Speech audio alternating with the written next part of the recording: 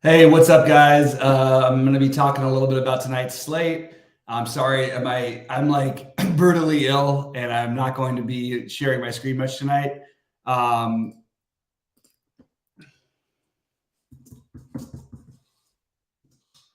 anyway, so sorry about that. People are asking me questions. They always do it right as we come on air.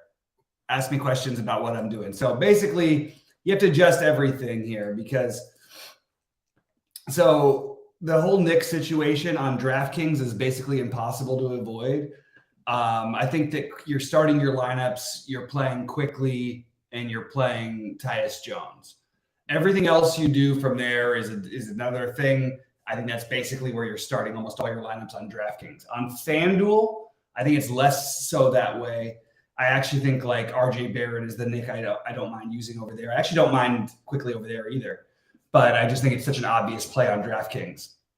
My favorite spend up on DraftKings is Anthony Davis, followed by, as of right now, excuse me, sorry guys, I've been sick all day. Anthony Davis, followed by Luka, followed by Embiid. Unless Harden's out, then I would want to play Embiid. But mainly, I think you want to try to attack the Orlando-Milwaukee situation. I think that it makes for more of a stackable game. And I think that the Knicks game with Charlotte is very stackable. You can hope it stays close too, because losing Brunson does definitely matter. The other guys, Javon Carter in that game, I think that I would save Javon Carter more for I'm like playing a couple of other players in that game, but I totally fine with him. It's just you have so many value options to choose from. Same thing goes for RJ Hampton. I again, priorities are going to be Barrett. I'll actually update my core right now. It's basically the same guys it was, but I'm just going to add Barrett, Wagner, and quickly to the mix. But I think that quickly, Wagner, Tyus Jones are your first three guys in your lineups. And you can make some arguments for why not to do that. I'm just not going to play that way. I also think that Suggs and Cole Anthony are much better plays than they were earlier in the day. So I think that's another thing that I would consider. I don't think you need as much to play guys like Tillman, although I like him a little bit.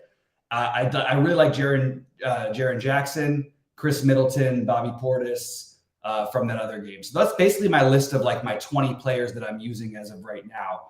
I'm happy to show you guys. I'm actually going to share my screen while I'm updating this thing right now. Let's go to window. Let's see.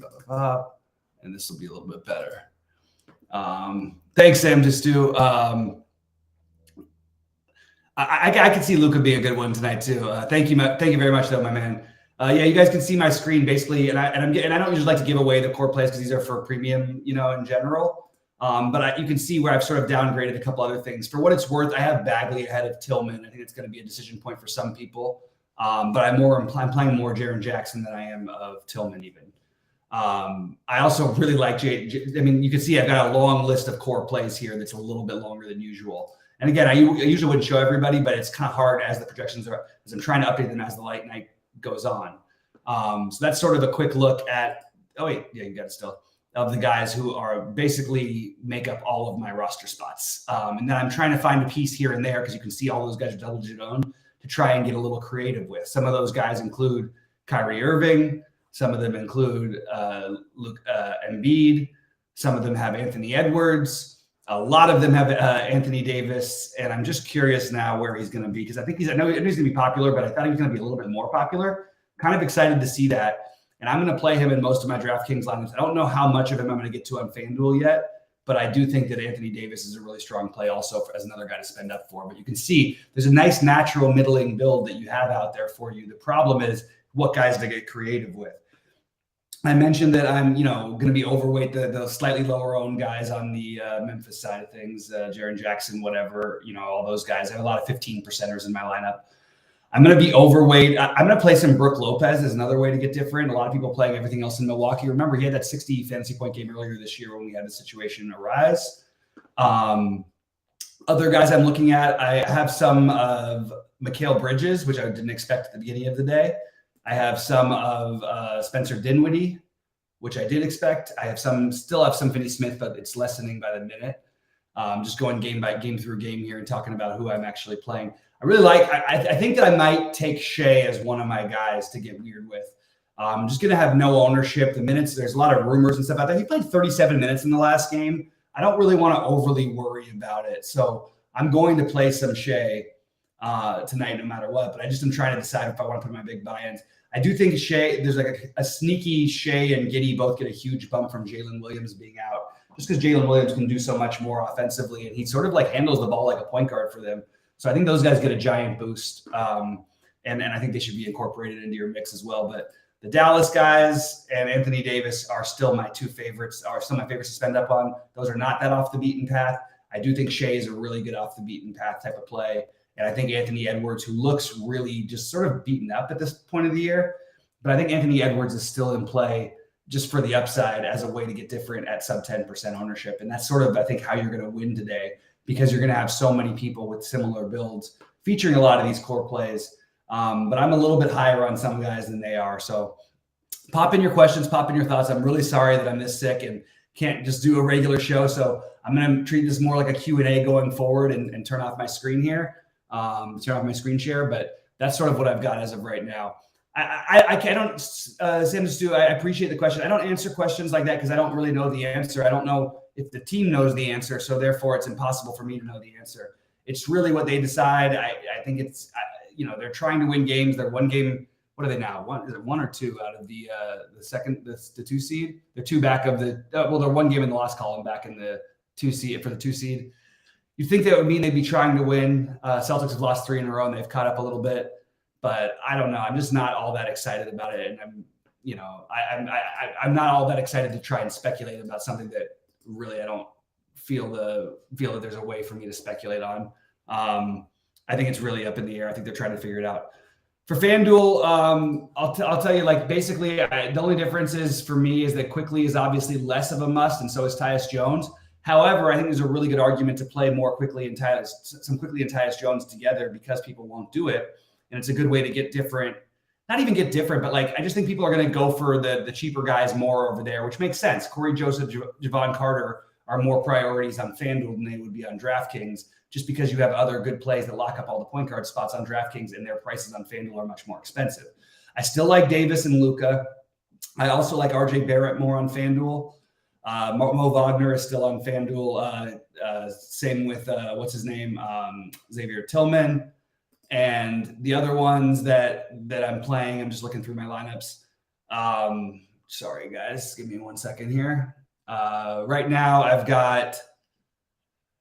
I still have some Desmond Bane because you can use him at forward because I like the Middleton. I still like Ivy over there.